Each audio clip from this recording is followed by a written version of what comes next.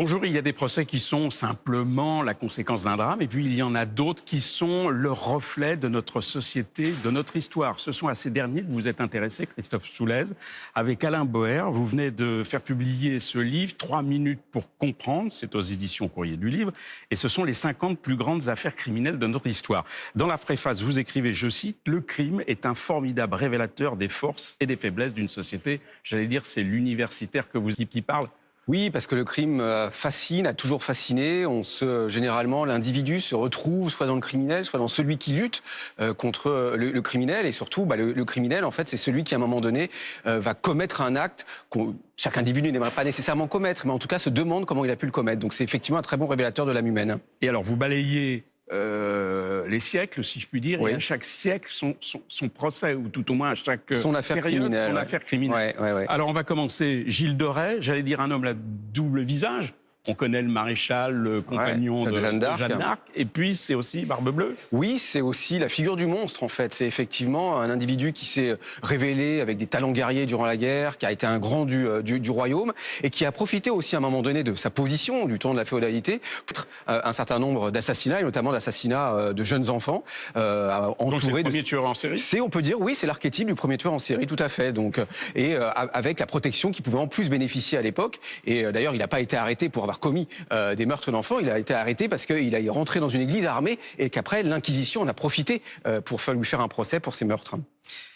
On avance dans le temps, on est en 1911, c'est la fiche de recherche d'un dénommé Jules-Joseph Bonneau, la bande à Bonneau.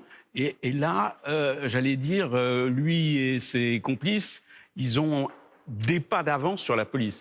Oui, ils ont des pas d'avance pour la police parce qu'en fait, c'est le premier vol à main armée commis à l'aide d'une automobile. Ça, c'est déjà le premier. Deuxième point, c'est une cavale qui va durer assez peu de temps, en fait, quelques mois, mais qui va être très meurtrière.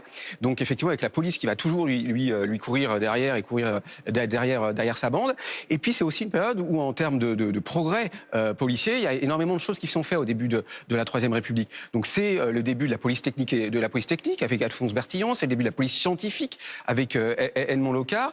Et puis, c'est aussi une affaire, après, un peu de la démesure, parce qu'il faut se souvenir que quand Bonneau a été quand même, à un moment donné, interpellé par la police, c'est près de 500 hommes qui ont encerclé la maison, un siège qui a duré près de 5 heures, 400 coups de feu échangés, une population de 10 000 personnes autour pour voir ce siège, et en fait, il a été délogé, ou plutôt tué, à l'aide de la dynamite.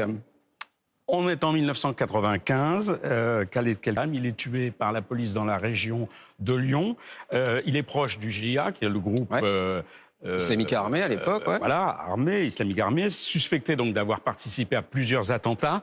C'est le premier délinquant qui vire vers le terrorisme? Oui, c'est ce qu'on appelle, c'est la première forme d'hybridation du terrorisme. Alors avec deux éléments très importants. C'est la première fois, je dirais, qu'un terroriste est intérieur à la métropole, puisqu'il a été élevé en métropole. Donc c'est pas un ennemi qui vient de l'extérieur. Et puis le deuxième, effectivement, aspect, c'est qu'il est passé par la petite délinquance avant de se radicaliser et de commettre, donc d'être un exécutant de certains attentats commis durant la période 95. Donc c'est, je dirais, la préfiguration de ce qu'on a pu connaître après avec le profil qu'on connaît aujourd'hui. Voilà, avec Mera, avec les frères Koulibaly. Et ce qui était important aussi dans l'affaire, je dirais, Khaled Kelkal, c'est un élément aussi qui est très présent aujourd'hui lorsqu'on examine le parcours des terroristes, c'est qu'il a commencé à se radicaliser également dans les établissements pénitentiaires. Donc là aussi, on a l'image de ce qu'on va connaître après dans l'évolution de la mouvance et surtout de la menace terroriste. Voilà, c'était 3 des procès, mais les autres, les 50 autres, ils sont dans ce livre que je vous recommande aux éditions Le Courrier du Livre, 3 minutes pour comprendre. Merci Christophe Soulez et à très bientôt pour une autre chronique La Justice décodée.